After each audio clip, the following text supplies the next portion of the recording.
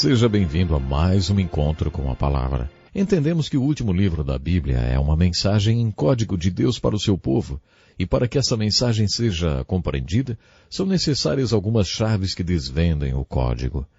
A primeira chave é a chave mestra, o Espírito Santo. A segunda é entender que estes símbolos ou sinais no livro do Apocalipse são sinais bíblicos. Se você procurar a ocorrência do símbolo que aparece no Apocalipse em outras referências bíblicas e entender o significado naquele contexto, terá grandes chances, com a ajuda do Espírito Santo, de entender o seu significado também no livro do Apocalipse. A terceira chave que o ajudará a desvendar o código desta mensagem está relacionada com as características do Apocalipse. Este livro possui 22 capítulos.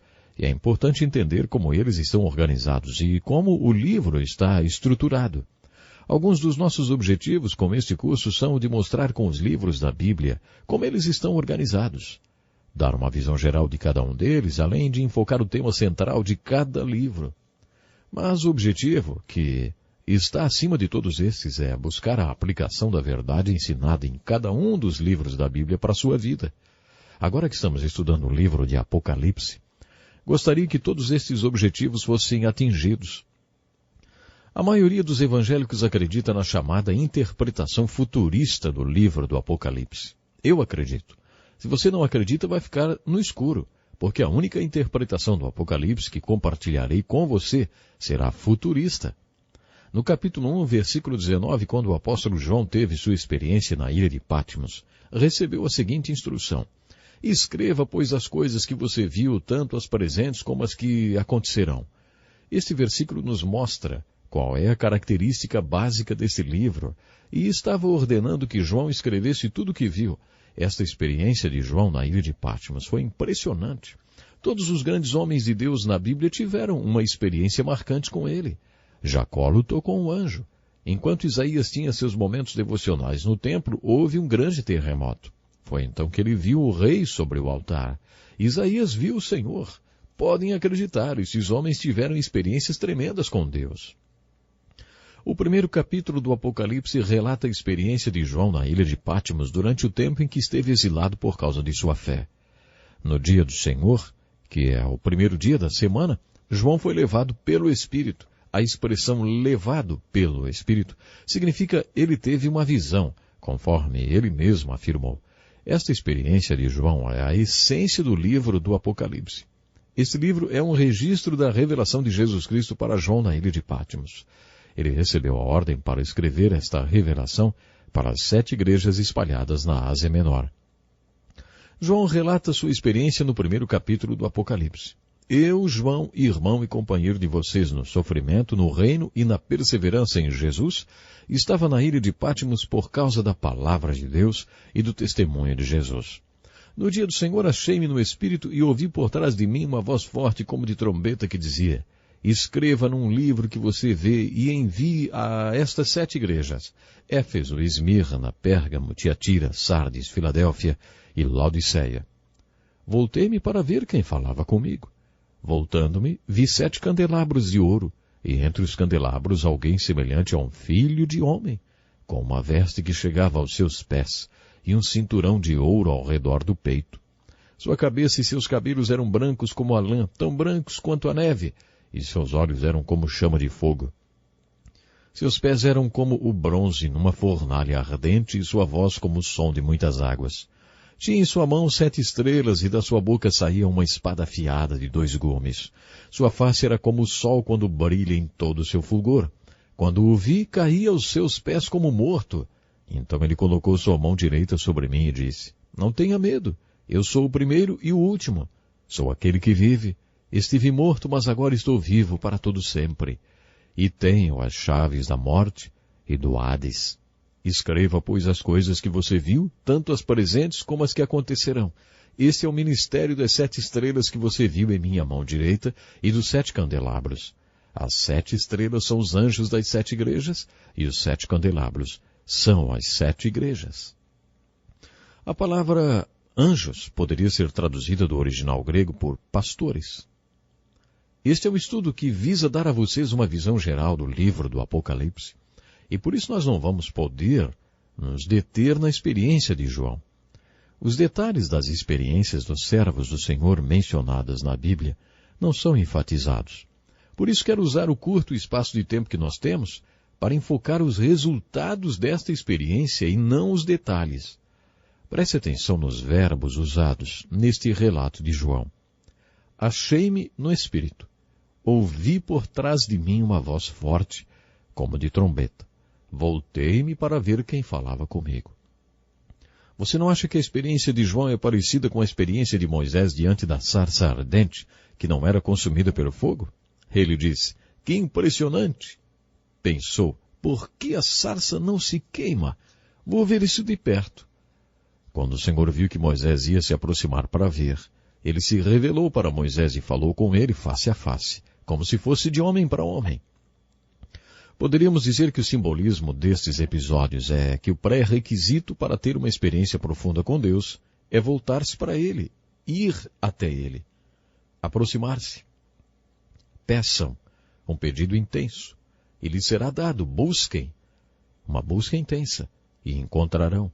Batam, e a porta lhes será aberta, pois todo o que pede recebe, o que busca encontra, e aquele que bate, a porta será aberta. João estava numa ilha. Não sabemos por quanto tempo ele ficou lá, mas ele se virou como Moisés fez no deserto. Ele se virou para ver de onde vinha aquela voz que falava com ele. Ele se virou e a voz falou. Observe os verbos que João usou para descrever o que aconteceu. Voltando-me, vi. Quando o vi, caí aos seus pés como morto. Todos que veem Deus, não importa se lutando com um anjo ou num redemoinho, ou num terremoto, ou no templo, não importa os detalhes, quando veem Deus, todos ficam sem palavras para se expressar e ficam impressionados com a majestade dele. Também ficam sem palavras para expressar a consciência do seu próprio pecado. Santo, santo, santo é o Senhor dos exércitos. A terra inteira está cheia da sua glória. Foi assim que Isaías se sentiu. Ai de mim, estou perdido, pois sou um homem de lábios impuros e vivo no meio de um povo de lábios impuros. Foi assim que Isaías se sentiu quando viu o Senhor. Com João foi a mesma coisa. Quando ele viu a Cristo, o Cristo eterno, ele caiu aos seus pés como se estivesse morto. Jesus nos chamou para morrermos para nossos próprios planos, vontade e querer, e vivermos para Ele. Quando João caiu aos seus pés como morto, Jesus colocou sua mão sobre ele e disse, não tenha medo, eu sou o primeiro e o último. O Espírito Santo precisa fazer uma obra na vida de uma pessoa, para depois, como resultado desta obra, Jesus se tornar o primeiro na vida dela. Jesus disse a Nicodemos, digo-lhes a verdade, ninguém pode ver o reino de Deus se não nascer de novo. Ninguém pode entrar no reino de Deus se não nascer da água e do Espírito. Só mesmo quem nasceu de novo pode ter um relacionamento íntimo com Jesus. Imagine a cena. O Cristo ressurreto, o Cristo eterno, colocando a mão sobre João e dizendo, eu sou o primeiro. Muitos acreditam que o apóstolo João estava terminando a primeira parte de sua missão quando registrou aquela experiência. A ordem foi, escreve, pois, as coisas que você viu. Depois ele ouviu, escreve isto, pois essas palavras são verdadeiras e dignas de confiança. João deveria escrever sobre as coisas que eram, que existiam nas 7 igrejas. Essas igrejas Éfeso, ou Efésios, Esmirna, Pérgamo, Tiatira, Sardes, Filadélfia e Laodiceia, eram as igrejas que existiam naquele tempo. As cartas para estas 7 igrejas estão nos capítulos 2 e 3. Por isso, muitos acreditam que João acabou a segunda parte da sua missão depois que escreveu as cartas para as igrejas registradas nos capítulos 2 e 3. As cartas para as 7 igrejas na Ásia Menor deveriam ser lidas como uma oração e aplicadas de maneira devocional na vida da igreja e em nossa vida particular. O autor destas cartas não foi um instrumento para escrever como foram os autores das cartas de Efésios, Colossenses, Filipenses, Tiago e 1 e 2 Pedro, que também foram cartas a igrejas. Desta vez o autor foi o próprio Cristo vivo e ressurreto. Era o Cristo ressurgido falando com João e através de João para aquelas igrejas. Algumas dessas cartas foram finalizadas com as palavras, aquele que tem ouvidos ouça o que o Espírito diz às igrejas. No capítulo 1, lemos que João viu 7 candelabros de ouro e Cristo no meio deles. Onde Cristo está hoje? Você está lembrado que os sábios do Oriente também fizeram esta pergunta? Onde está o rei dos judeus? A resposta é, ele está no meio das igrejas. Apesar dessas igrejas terem vários problemas, o Cristo vivo e ressurreto está no meio das igrejas e tem uma mensagem para elas. Para a igreja de Éfeso, Jesus disse, você abandonou o seu primeiro amor. Isso me intriga porque quem tomava conta desta igreja era Timóteo. Paulo disse em suas cartas que Timóteo era um pastor cheio de amor e por isso foi enviado por Paulo para cuidar da igreja. É interessante observar que a igreja pastoreada por Timóteo tivesse que ouvir essa repreensão, né? Arrependa-se e pratique as obras que praticava no princípio. Se não se arrepender, virei a você e tirarei o seu candelabro do lugar dele. Creio que este seja um desafio e tanto. Se você acha que é uma pessoa através de quem Deus ama as pessoas, lembre-se que você pode perder a experiência de ser um veículo através do qual Cristo ama aqueles que Ele deu para que você amasse com o amor dele. Você pode perder essa bênção. Por isso a exortação nessa carta é, arrependa-se. É óbvio que estas cartas foram escritas para crentes. Será que os crentes precisam se arrepender? Claro que sim. Você não se arrepende apenas uma vez. Precisamos nos arrepender sempre. Alguns estudiosos acreditam que estas 7 igrejas, além de serem igrejas que existiram realmente, são também um retrato da igreja hoje. O livro do Apocalipse é fascinante, muito profundo e uma fonte inesgotável de ensino. Procure se lembrar que não é uma questão de ser uma mensagem para a igreja que ficou no passado ou para a igreja de hoje. Geralmente são para as duas. Quando estudamos as 7 igrejas, observamos que as características daquelas igrejas servem para retratar as características da igreja de hoje. Os que concordam com esta ideia acreditam que a carta à igreja de Laodiceia representa as igrejas dos tempos modernos. A igreja de hoje é morna, sem entusiasmo, muito rica, que acha que não precisa de nada. E não sabe que espiritualmente é miserável, pobre, cega e nua. A exortação à igreja de hoje é, você deve se sentir com roupas brancas. Você deve se arrepender e ser purificada pelo fogo do castigo da perseguição para que fique pura como ouro. Está nesta carta, que é a passagem tão conhecida de todos nós, repreendo e disciplino aqueles que eu amo, por isso seja diligente e arrependa-se.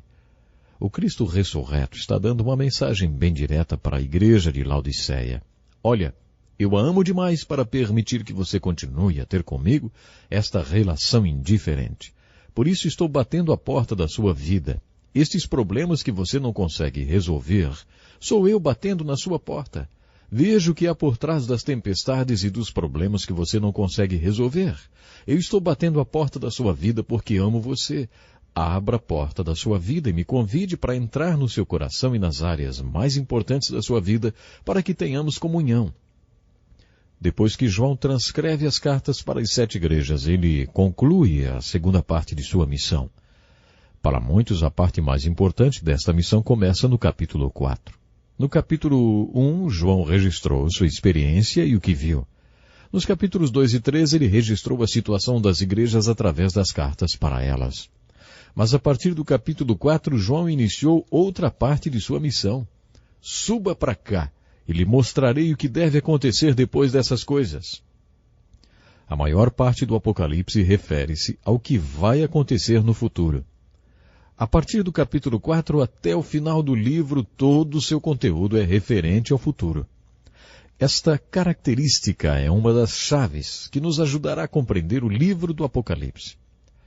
Para enfocar melhor a chave de número 4, que nos ajudará a decodificar a mensagem do Apocalipse, precisamos entender a cronologia dos capítulos 6 ao 19.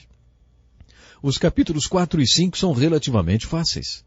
Eles possuem uma linguagem de sinais muito bonita relacionada à adoração no céu. Eles são absolutamente belos, repletos de revelações sobre o céu. Já no capítulo 6, o tom muda e o livro se torna mais difícil de ser compreendido. Conheço um pastor que estava dando um estudo sobre o Apocalipse já pela metade do capítulo 7. Ele estava lendo uma passagem e todo mundo acompanhava a leitura na própria Bíblia. Quando ele terminou, perguntou: "E vocês querem saber o que tudo isso significa?" Todo mundo olhou para ele e alguém disse: "Não entendi nada." Achei tão franca a resposta. Realmente, depois do capítulo 6, é muito difícil interpretar esse livro. Peça ao Espírito Santo para ajudar você a interpretar essa parte difícil do Apocalipse. Procure entender a cronologia existente nos capítulos 6 a 19. A série de eventos que compõem a segunda vinda de Cristo abrange um período muito longo. Existe muito tempo envolvido desde o primeiro acontecimento até o último. A duração desse tempo depende da interpretação e da ordem cronológica que você adota. Estes eventos precisam ser organizados em ordem cronológica, mas isso é muito difícil de ser feito. De qualquer forma, independentemente da ordem que você acha que eles vão acontecer, o tempo de duração da sequência desses eventos é muito longo. Dentro deste leque de eventos que compõem a segunda vinda de Cristo existe a chamada Grande Tribulação, que durará 7 anos e constitui-se um dos eventos mais rápidos. Jesus falou no Sermão do Monte das Oliveiras, em Mateus capítulo 24 e 25, sobre uma grande tribulação. Porque haverá então grande tribulação como nunca houve desde o princípio do mundo até agora, nem jamais haverá. Se aqueles dias não fossem abreviados, ninguém sobreviveria, mas por causa dos eleitos, aqueles dias serão abreviados. Houve períodos na história da igreja que o sofrimento foi tão grande que alguns pensaram que já era grande tribulação. Talvez se você tivesse passado por alguma guerra, rodeado de fome, perseguição e matança, você também acharia que estava vivendo a grande tribulação. Mas quando Jesus descreveu a grande tribulação, ele afirmou que se aqueles dias não fossem encurtados milagrosamente, não sobreviveria ninguém. Você já assistiu a algum filme que tenta retratar o fim do mundo? Eu vi o filme The Day After. Este filme tenta retratar o que seria um holocausto termonuclear. Poderíamos dizer que este filme dá uma ideia da grande tribulação. A grande tribulação é o assunto dos capítulos 6 a 19 de Apocalipse. Alguns estudiosos acreditam que ela durará 7 anos.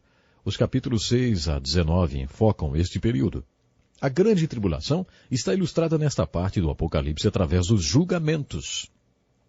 No capítulo 6, lemos sobre a abertura do primeiro selo. E toda vez que um selo é aberto, um julgamento terrível e impressionante acontece.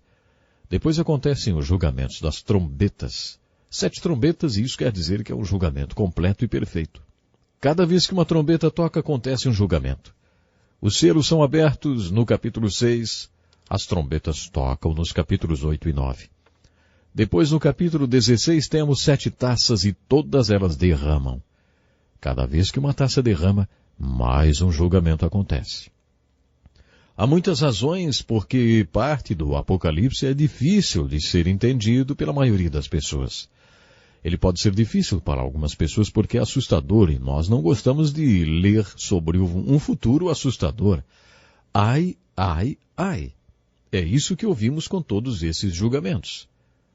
Ai, ai, ai. O Apocalipse não ajuda a combater a depressão. Por favor, não recomende a leitura do Apocalipse para ninguém que esteja sofrendo de depressão. Este não é um livro muito animador. Um dos fatores que dificultam a leitura do Apocalipse é saber se estes 3 tipos de julgamentos dos selos, das trombetas e das taças são 3 períodos distintos de julgamento. Eles são consecutivos, mas separados? Será que estes períodos de julgamento vão piorando? Difícil afirmar. Eu pessoalmente acho que os julgamentos são consecutivos e que ficarão mais intensos no decorrer dos 7 anos de duração da grande tribulação. Se você acha que está complicado, agora é que as coisas começam a ficar difíceis. Há informações ou comentários sobre os 3 tipos de julgamentos, sobre a descrição deles. Os capítulos 7, 10 a 15 e 17 a 19 não estão em ordem cronológica. Imagine que você, que não é muito familiarizado com óperas, assista à apresentação de uma ópera. Imagine que você receba o programa da ópera e descubra que ele está totalmente fora da ordem cronológica. Ou ainda que o programa não tenha nada a ver com a ópera em si. Você procura a programação do primeiro ato, mas ela está no lugar do terceiro ato, ou talvez errado, esteja relacionado ao segundo ato, enfim. Você não acha que deste jeito ia ficar bem difícil de entender qualquer coisa dessa ópera? Pois é justamente com algo assim que você vai se deparar no estudo dos capítulos relacionados aos julgamentos. Preste atenção na ilustração que o teólogo Charles Ryrie fez desta parte do livro do Apocalipse. Imagine que você esteja participando de um jantar no qual um homem comece a contar uma história da viagem de férias que fez com sua mulher 7 anos atrás. Você sabe que as mulheres são muito melhores contadoras de histórias do que os homens, não sabe? Ele começa dizendo que foi na segunda semana de julho, e ela interrompe. Ei, não, pode ter sido na segunda semana de julho, porque sua mãe quebrou a perna na segunda semana de julho, lembra? Ah, foi na primeira. O homem, muito paciente, continua a narração. Mas como a mulher sabe contar a história melhor do que ele, ela continua interrompendo para acrescentar uma informação e outra, e na maioria das vezes, fora da ordem dos acontecimentos. Só quando os dois terminam de contar tudo é que você entende a história toda. É mais ou menos isso que acontece nesses capítulos do Apocalipse. Há 3 julgamentos, provavelmente todos relacionados com a grande tribulação. Entre um julgamento e outro, há o acréscimo de detalhes, que não são relatados na ordem cronológica. Se você estiver avisado disso, não vai se confundir tanto durante a leitura. Mas sabendo disso, em posse da chave mestra, o Espírito Santo, é possível que você encontre a espinha dorsal do texto dos 3 julgamentos. A seguir, vá montando o quebra-cabeça, acrescentando os comentários e pedindo ao Espírito Santo que mostre a você onde cada um dos comentários se encaixa. Existem algumas razões por que o texto que começa no capítulo 6 e vai até a metade do 19 é considerada a parte mais difícil de ser compreendida. Mas esta parte do livro do Apocalipse não é impossível de ser entendida. Minha oração é que com a chave mestra, o Espírito Santo, e esta visão que compartilhei com você, revelada a homens santos de Deus, ajudem você a compreender a parte mais difícil do livro do Apocalipse. Continuaremos o estudo deste livro no próximo programa. Então, até lá, Deus lhe abençoe de uma forma especial e vamos nos preparar para a vinda do Senhor Jesus.